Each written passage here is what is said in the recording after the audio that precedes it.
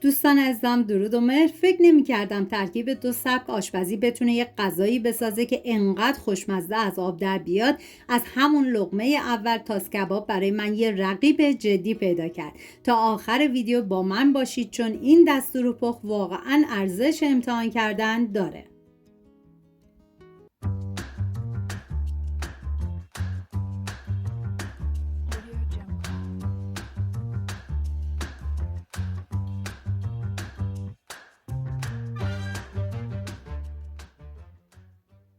نیاز به یک عدد سیب زمینی متوسط داریم که طبق ویدیو خورد کنید. سیب زمینی رو برای این غذا باید سرخ کنیم. من برای اینکه از روغن کمتری استفاده بشه گذاشتم داخل ایرفرایر با دمای 180 درجه به مدت 38 دقیقه. شما اگه ایرفرایر نداشتید داخل تابه روغن بریزید، بعد از داغ شدن سیب زمینی رو بهش اضافه کنید و بعد از اینکه سرخ شد از روغن خارج کنید.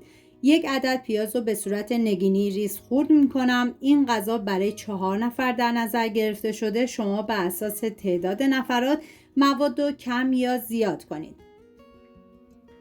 داخل قابلمه مقداری روغن ریختم. بعد از داغ شدن پیاز ریز شده رو بهش اضافه میکنم. هم میزنم، زمان میدم تا پیاز کمی طلایی بشه. من اندازه ها رو هم در طول ویدیو میگم هم داخل دیسکریپشن نوشتم. توی این فاصله تا پیاز سرخ میشه میریم سراغ مرغ. نیاز به 500 گرم سینه مرغ داریم که شما میتونید ترکیبی از ران و سینه مرغ هم استفاده کنید، ولی به نظر من اگر از سینه مرغ استفاده بشه خیلی بهتره. من غذاهای زیادی با مرغ درست کردم که لینکش رو داخل دیسکریپشن گذاشتم. دوست داشتید ببینید، درست کنید و از خوردنش لذت ببرید. بعد از اینکه پیاز کمی طلایی شد مرغ رو میریزم داخل قابلمه، هم میزنم، زمان میدم تا کمی تف بخوره. بیش از حد نباید تف بدین چون نباید بافت مرغ خوش بشه. نیاز به 3 حبه سیر دارین که با استفاده از دنده ریز رنده میکنم. سعی کنید که پودر سیر رو جایگزین سیر تازه نکنید چون سیر تازه عطر و طعم این غذا رو فوق العاده خوشمزه تر میکنه. و همچنین نیاز به 1 قاشق غذاخوری سرپر زنجبیل تازه داریم. بعد از اینکه مرغ کمی تف خورد زنجبیل رنده شده رو همراه با سیر اضافه میکنم، هم میزنم و میذارم به مدت 15 ثانیه با حرارت کم تف بخوره.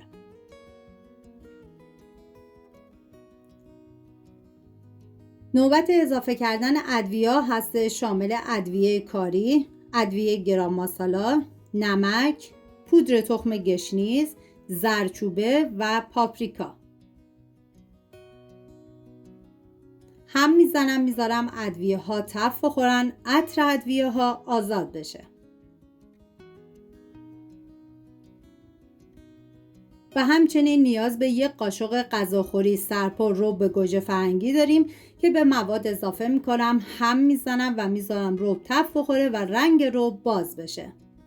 نیاز به 2 عدد گوجه فرنگی داریم که حتما پوستش رو بگیرید و به صورت نگینی ریز خورد کنید. این غذا یه طعم گرم و دلنشین داره، هم عطر و جذابیت غذای هندی رو حس میکنید، هم اون حال و هوای آشنای غذای ایرانی رو.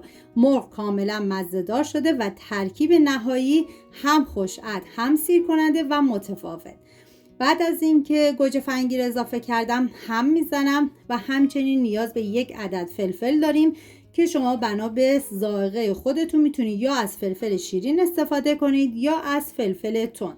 بعد از اینکه فلفل رو خورد کردم میریزم داخل قابلمه، هم میزنم و توی این مرحله سیب زمینی سرخ شده رو بهش اضافه میکنم.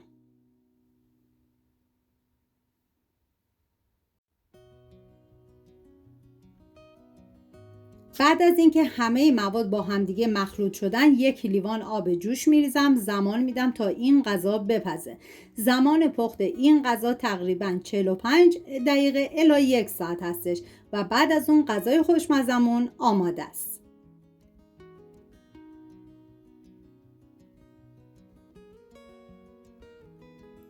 اگر این دستورالپخت رو دوست داشتین حتما ویدیو رو لایک کنید و بنویسید به نظرتون این غذا میتونه رقیب تاس کباب باشه یا نه.